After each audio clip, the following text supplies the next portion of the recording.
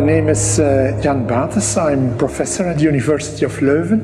During this year, so 2017-2018, we've organized with the students a seminar on cultural policy, which has taken the form of a special assignment on the curation, organization of a specific object that is exhibited during 2 months in the university library. The object in question is called l'immédiat, which means in English immediate, and l'immédiat is an avant-garde typographical or literary artistic magazine of the second half of the 1970s, edited and published mainly by a colleague from the University of Parisian, Anne-Marie Christin, specialist of book history, book design, history of writing, and Philippe Claire, poet, artist, painter, book designer.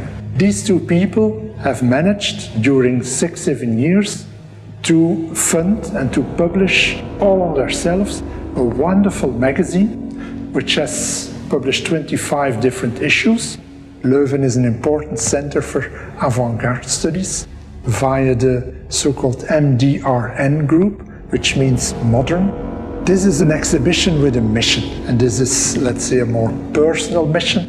This kind of work wants also to highlight, to defend the idea that students are perfectly capable of delivering a great professional exhibition. There are 3 rooms in this exhibition. In the first room, we try to give an idea of the historical background of a magazine like l'immédiat. The students have tried to reconstruct the major highlights, the major steps, major periods that go from the experiments of the 1920s till the 1970s. A period that can be considered the last step before the digital revolution. In the 70s, there was in Western culture a strong critique of what is called today, with perhaps an awful word, phonocentrism. And phonocentrism is a kind of philosophy of language which claims that written language is just a mechanical copy of spoken language, while spoken language is, in its turn, just a kind of mechanical copy of what we think. That very traditional idea has been strongly and violently challenged and contested by philosophers in the 1970s, and most of them were very close to Jacques Derrida. Obviously, l'immédiat team could only have a lot of sympathy for that critique of phonocentrism, given the importance that had the visual dimension of language in their approach. What is to be discovered, what is to be seen in the magazine is to be seen or can be discovered without any didactic or scholarly accompanying discourse. The magazine is composed of double spreads. Each double spread of all the different issues explores a new and specific way of combining a text and an image, a verbal and a visual element. Every double spread confronts the reader or the viewer with something perhaps totally unseen, perhaps also with something that doesn't have any immediately accessible sense, since all kind of languages and all kind of sign systems are mixed and combined. It is possible to transform what is to be seen and what is to be read in a personal meaning.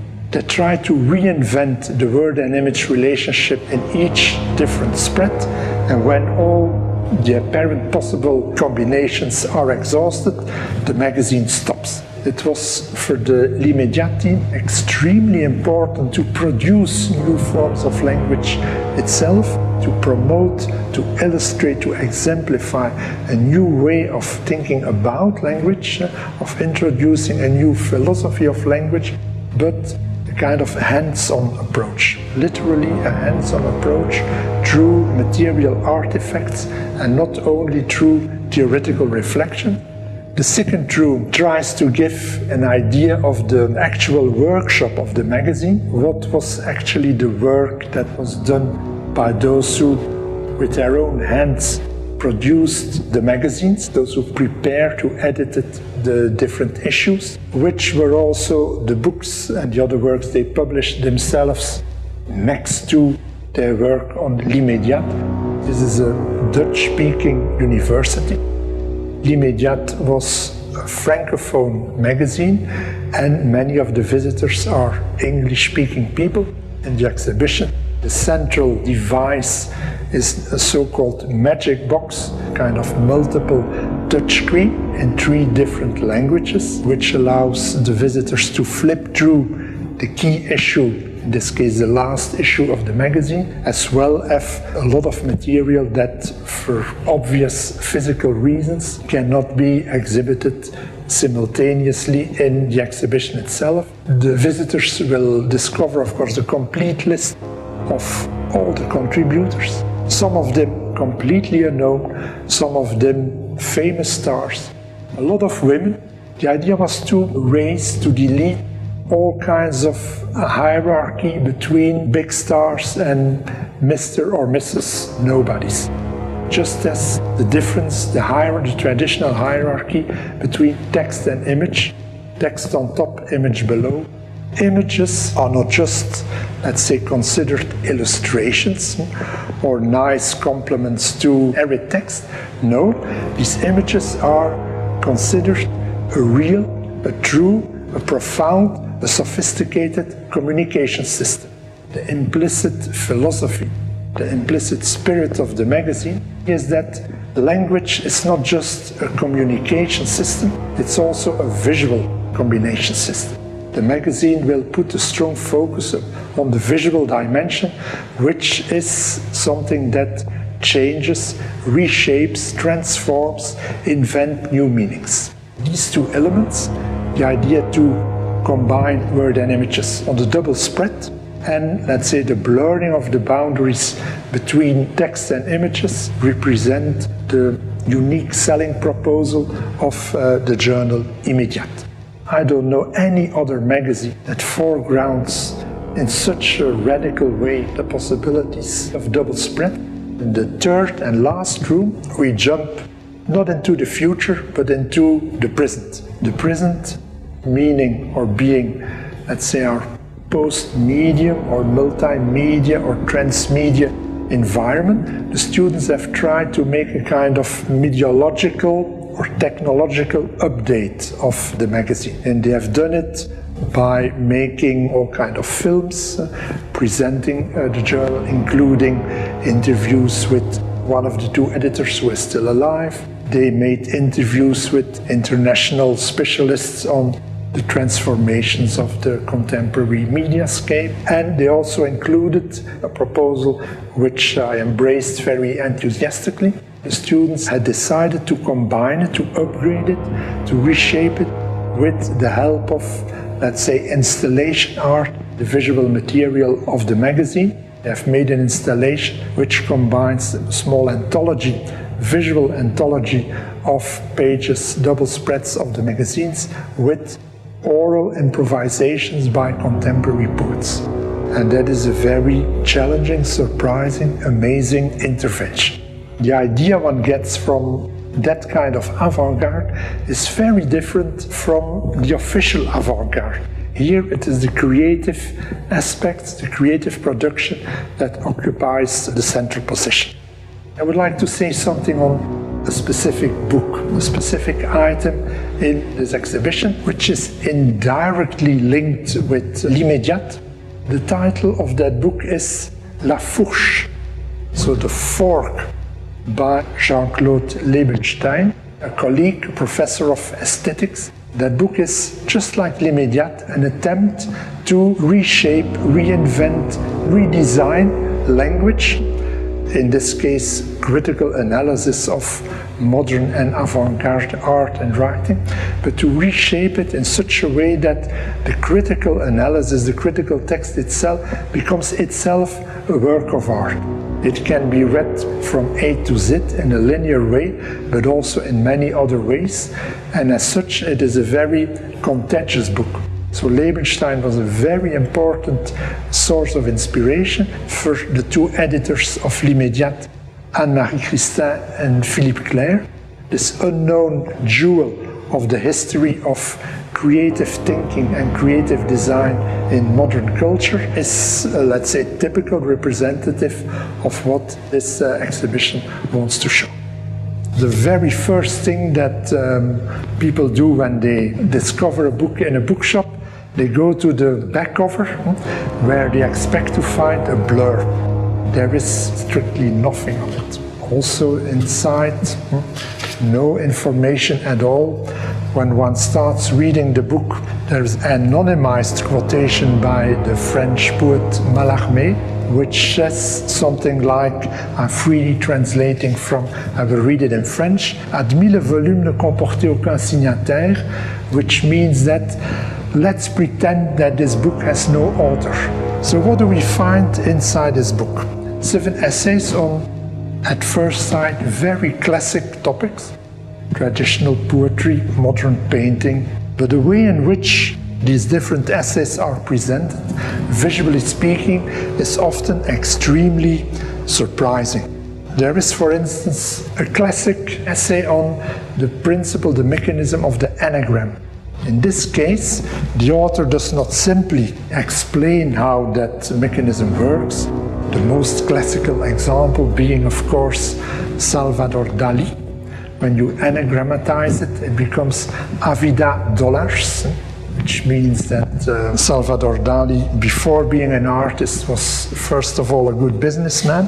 The book also explains how one can produce anagrams oneself, not just in a savage, subjective, chaotic, impressionistic manner, but in a very almost mathematical, scientific way. And these methods are also materially visualized in the book. Moreover, each of these 7 essays adopts a different typographical policy. There are, for instance, essays which are presented in the typically minimalist poetry style of the 1970s. There are all kinds of typographical plays with the font size of the letters, the form of the letters. The transformations of the material of the book are always extremely, let's say, well thought, and they obey a certain critical and theoretical thinking. It is wonderful to flip through this book, which to a certain extent can be compared to L'Immédiate, since every double spread seems to be something completely new, forces or at least invites the reader to appropriate these principles in a very creative way. There's a lot of humor in it, and this is one of my own favorites. What you find here is a kind of diagram. There are 2 axes. On one axis you find the letters of the first line of the famous poem by Stéphane Mallarmé, Abolie bibelot d'inanité sonore, which is a kind of manifesto of absolute poetry. So all the different letters are identified, dissociated, and put on one axis, and then on the other axis you find the 24 positions of the letters of our alphabet, and each letter occupies, let's say, the correspondent position in the order of the alphabet. The result looks like a kind of constellation, and the idea of constellation is the master metaphor of all what L'Immédiate has tried to, let's say, to explore and to exhibit, to materialize in a certain sense. You may remember that Mallarmé was very much inspired by the creative potentialities of looking at the stars, and he said, when we look at the stars, we see white spots on a black background, and human beings continue, when they write poetry, putting black spots on white background. This is what happens here, and when watching this kind of images, all kind of ideas, poetic, philosophical and critical ideas will emerge, and this is exactly, let's say, the type of reading that L'Immédiate tried to provoke by confronting readers and viewers with visual compositions that at first sight don't mean anything, but which at second, third, fourth side start shaping, organizing, articulating very profound meanings. And ideas like this will be, let's say, made more explicit in a magazine like L'Immédiat. L'Immédiat is a kind of, let's say, missing link in the history of modern and avant-garde typography. L'Immédiat is also a wonderful, informal, non-canonical, but very challenging and enriching encyclopedia of cultural life, cultural creation, cultural production, of what avant-garde artists, both in France and abroad, were doing in these years. And I would like to thank very, very, very much our colleagues from Bologna for the wonderful work that they did by filming, by making the montage of the material. No worries if you have missed the exhibition in Leuven. There will be a kind of exhibition 2.0 in Paris at the end of the year. So more to follow. Stay in touch with us. Thank you.